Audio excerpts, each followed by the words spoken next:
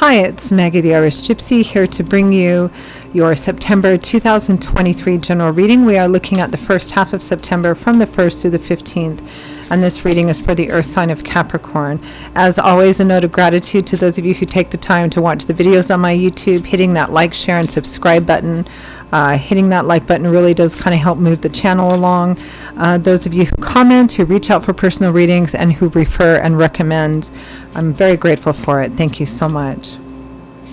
Okay, Capricorn, if your sun, moon, rising, or Venus sign is in Capricorn, this video is for you.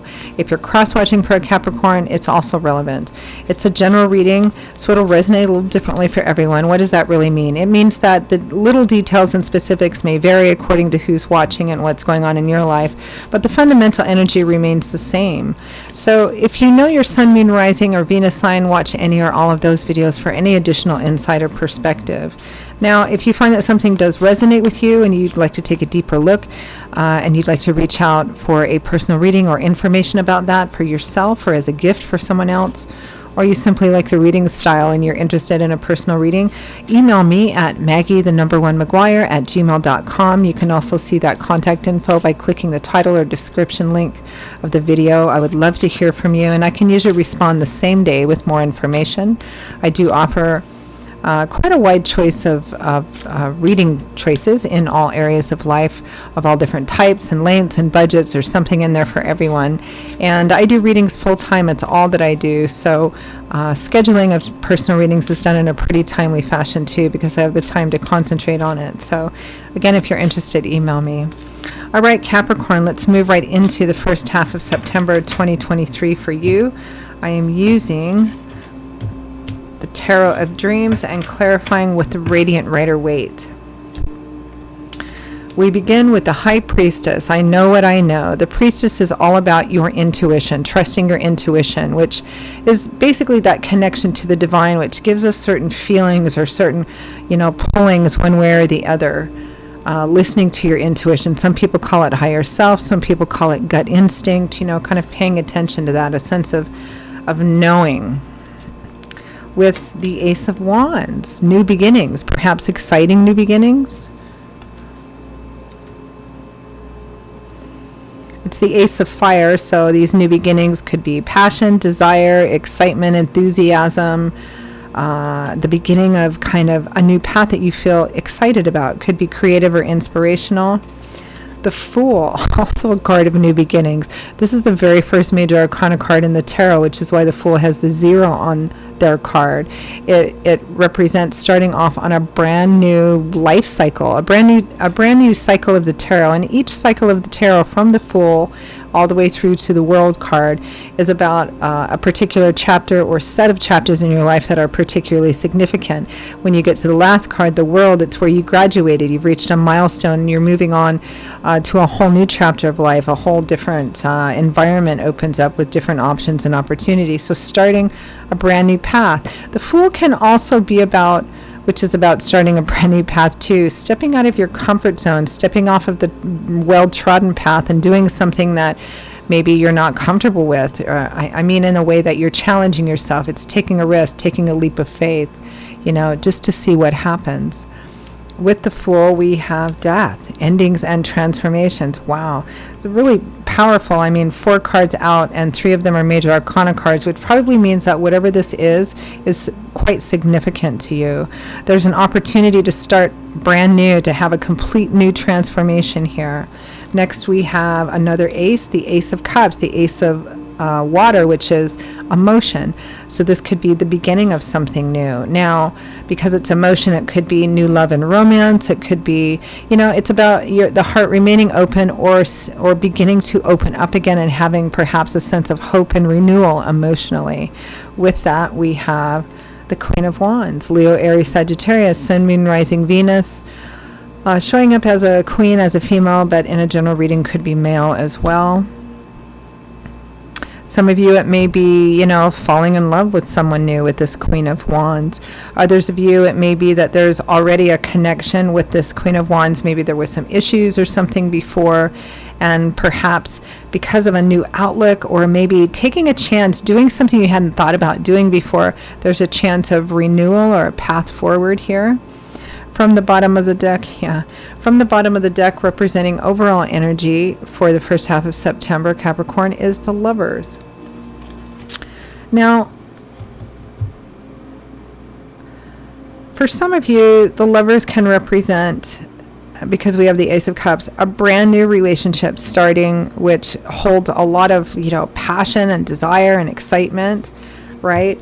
But it can be for some of you, this may be the opportunity to start kind of all over again, or feeling like you're just starting all over again. This is all new. But for others of you, this represents an already existing relationship, because in the early tarot decks, there was no Lovers card. There was a card called the Choice, and it showed someone standing in front of two other people, the implication being a choice needed to be made. Now, for some of you, it might be a third-party romantic situation. For others of you, it's a choice that's going to significantly impact the lives of everyone involved. The choice might be about the relationship itself. Do we move forward together? Do we not? Do we try?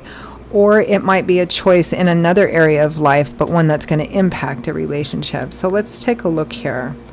Let's clarify that overall energy of the Lovers.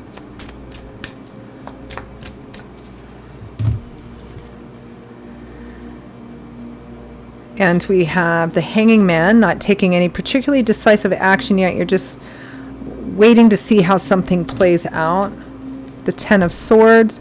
It's sometimes a card of betrayal. It can represent feeling stabbed in the back, thrown under the bus, exploited, or really seriously disappointed in something. And another ace, the Ace of Pentacles, maybe a more practical energy because it's the Ace of Earth. It could be moving, relocating, a new job. It may be for some of you, this is you and another person in a relationship already. Maybe something didn't work out. Maybe you're thinking about moving or relocating or downsizing or getting a new job or something of that sort. Others of you, it could be a relationship in which one person feels like the other person betrayed them, or both people feel the same way about each other. And you're trying to figure out, you're not taking action quite yet, but you're trying to figure out a way to have some kind of new start or new beginning here.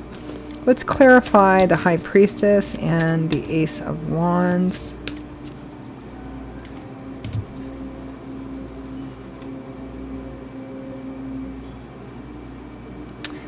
Nine of Swords, Five of Pentacles, Five of Cups.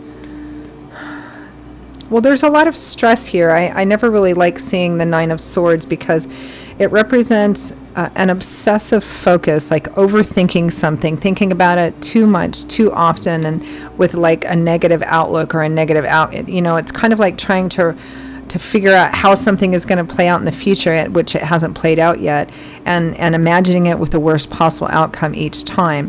It's not that the source of your fears are unfounded, it's just that this is thinking about it too much, too obsessively, and with too negative an outlook. Five of Pentacles, insufficiency, a lack, something isn't enough. It might be financially and materially, like money, job, home, all of that kind of stuff. It's kind of my beggar card. On an emotional level, it can represent feeling abandoned, rejected, shut out, not good enough, left out in the cold. The Five of Cups is a card of focusing on what no longer is, what's been lost or spilled over or broken. The danger is, and the advice in the Five of Cups is that this person still has two cups upright and full behind them. There are things still to be grateful for and opportunities which may be in your environment. There are opportunities that you might miss because you're only focusing, again, on the negative, on what you don't have or on what isn't there, or perhaps on what's gone wrong before. Ace of Wands.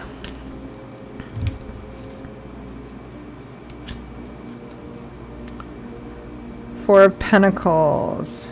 Justice.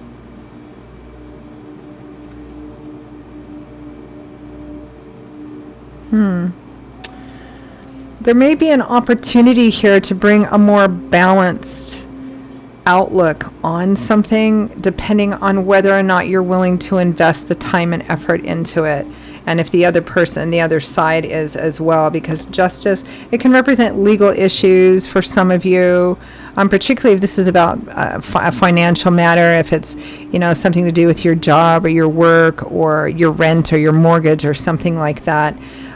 This could be really about having a new beginning, starting over again, but being much more frugal and economical with your money and with your resources, because justice is the reap what you sow card. So whatever efforts you put into something will be directly related to the consequences. So it may be learning from past mistakes here. It feels like you're on the cusp or trying to figure out how to make a choice or a decision as to whether to move forward again, or you're moving forward on a new path and how to do that. Having learned some lessons from the past and taking those lessons with you moving forward. Because the next set of cards, the Fool and Death, this is moving forward in a different way. This is doing things in a brand new, completely brand new way here. Taking a chance, stepping out of a comfort zone. Again, perhaps you with someone as a couple moving forward and doing things in a completely different way for financial issues, like making a different sort of budget or having a different perspective towards budgeting and what you actually need to be happy versus what you maybe used to think you needed to have in order to be happy. For the relationship issues itself, it could be, stepping out of your comfort zone, maybe being the one to offer an olive branch first when you maybe didn't want to do that before. Maybe, our pride and ego gets kind of caught up in these sorts of situations, and it's hard for us to be the one to open the door and say, hey, let's get together. Hey, let's talk about this. Maybe we can find a common ground here.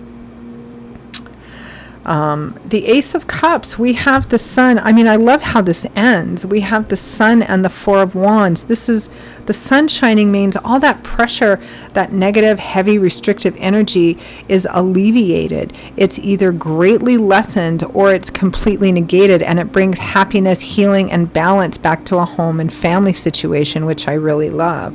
Let's clarify this Queen of Wands. The Empress, the Emperor, the King of Wands. Oh, lots of fire energy here. The Queen of Wands is already fire, Leo, Aries, Sagittarius, Sun, Moon, Rising, Venus.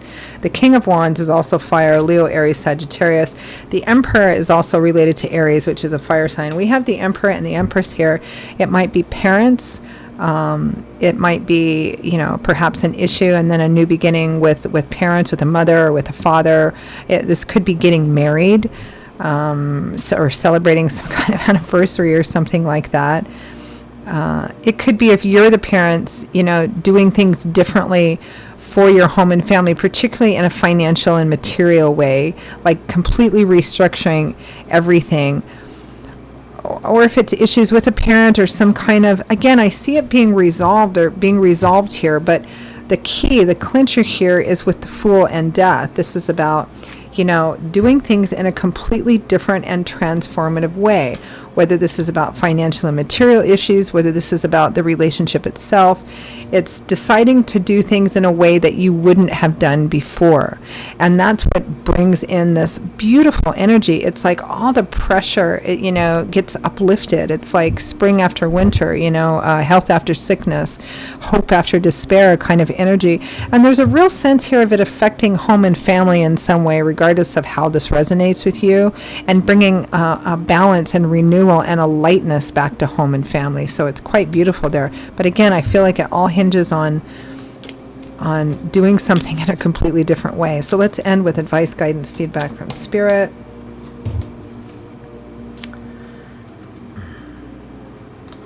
Yeah, the Page of Cups. Little messages, conversations, sometimes flirtation energy, but I always look at the Page of Cups, particularly in the Radiant Rider-Waite deck, as somebody who's kind of offering a fig leaf, somebody who's being the first one to reach out, right? The first one to say, hey, let's do this, or hey, let's do this differently, or hey, let's find a way we can do this. The Six of Pentacles is also about gift giving, gift receiving, and it's about the balance of giving and receiving, making sure things are fair and even and equitable, that it's not just one-sided. Three of Wands and Three of Pentacles. I love seeing this because this is about compromise and negotiation, starting to see your efforts paying off and feeling much more positive, hopeful, and optimistic about the future. This is compromise and negotiation, and maybe that's this Fool and the Death card. Maybe the way that you feel about things, or before in this situation, you weren't willing to compromise or negotiate or do anything different, or be the first one to say, hey, let's sit down and talk, or hey, let's do this. But this means that free will, free agency, You can choose to. Spirit is saying here that there is a compromise that can be reached, a meeting in the middle, but it requires a meeting. It requires active communication, because this is about building something together. It's teamwork and collaboration, and everyone kind of coming to the table, compromising and negotiating to find an acceptable outcome so that you can move forward. So it's a really, really lovely, beautiful reading, Capricorn. So Capricorn, those are your messages for the first half of September. I hope you enjoyed them, found them relevant, useful. It's quite a beautiful, positive, hopeful reading. It feels like there was some kind of difficulty or darkness that went on before this, but Spirit is saying here, if you're willing to step out of your comfort zone, to try something new and try something different, it could be quite transformative. All right, Capricorn, that's it. Again, if this resonated with you and you're interested in a personal reading for yourself or as a gift for someone else, or you simply like the reading style and you're interested in a reading, please email me at maggie1mcguire@gmail.com. You can see that by clicking the title or the description of this video. I would be delighted to hear from you and to work with you. I will see you all in a couple of weeks for the September mid-month readings. Until then, stay safe and well, and I hope to see you back here again soon. Bye-bye.